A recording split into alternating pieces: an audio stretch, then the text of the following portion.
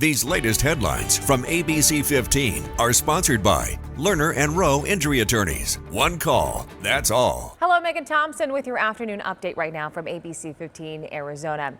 And we're tracking some developing news right now as Chandler crews are investigating what sparked this fire that badly damaged a home near Almasco and Elliott.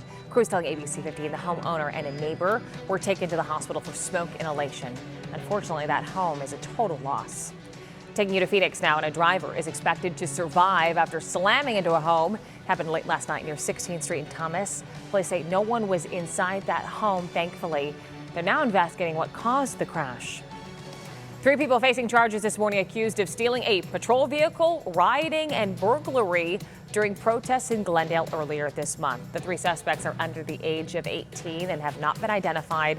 Police say surveillance video as well as posts on social media helped investigators find them.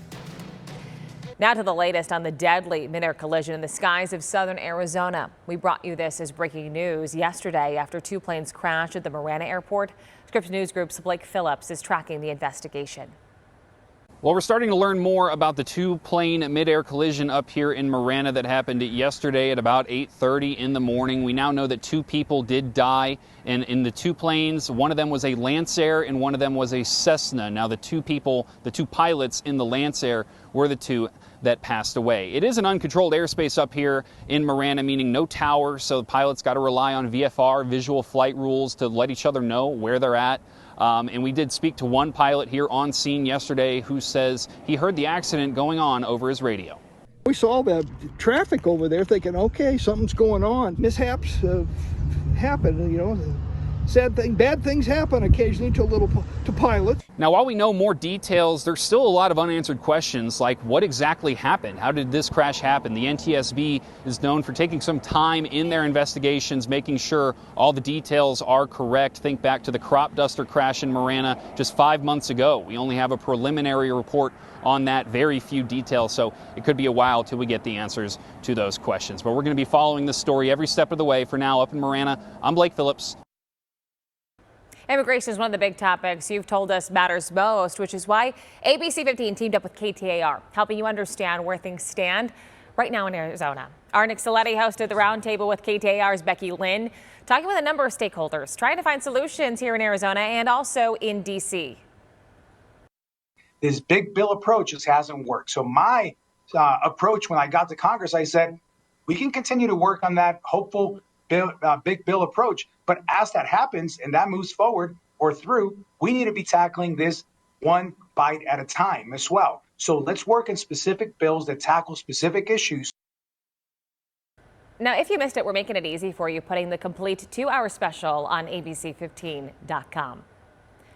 Well, it is one of the best parts of spring training. The food, of course. Check this out. Sloan Park in Mesa, home of the Cubs, hitting a grand slam on the menu this year, including a Vienna beef brat on a pretzel bun, those Southwest halibut nachos, and more.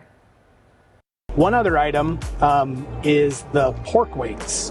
They're a little bit different. Think chicken wing, but it's a pork shank, and it comes with waffle fries and a Carolina barbecue mayonnaise on it.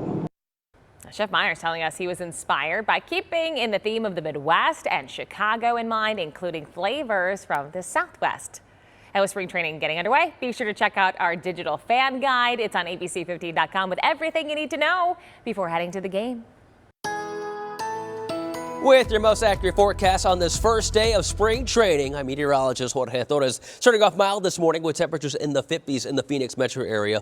By midday, see a little more cloud cover, but still in the 70s, and then 80 degrees by 4 in the afternoon. For those of you heading to the West Valley to watch the Cubs and Dodgers play, temperatures at first pitch will be in the mid-70s already under mostly sunny skies, then again reaching eventually a high of 80. In northern Arizona, temperatures staying in the 50s for areas like Flagstaff, Heber, and Cholo, with areas across the lower deserts, highs today anyway, generally in the upper 70s, and again a few spots, including the valley, right around 80 degrees. Your 7-day forecast, though, keeping those temperatures hovering around 80 through at least Saturday, then heating up next week. In fact, we could see our first 90-degree day of the year by Wednesday in Phoenix. Flagstaff will drop those highs tomorrow briefly. Then we're in the 50s by Saturday, and warming up next week too, with highs in the low to mid 60s and lows staying in the upper 20s to lower 30s.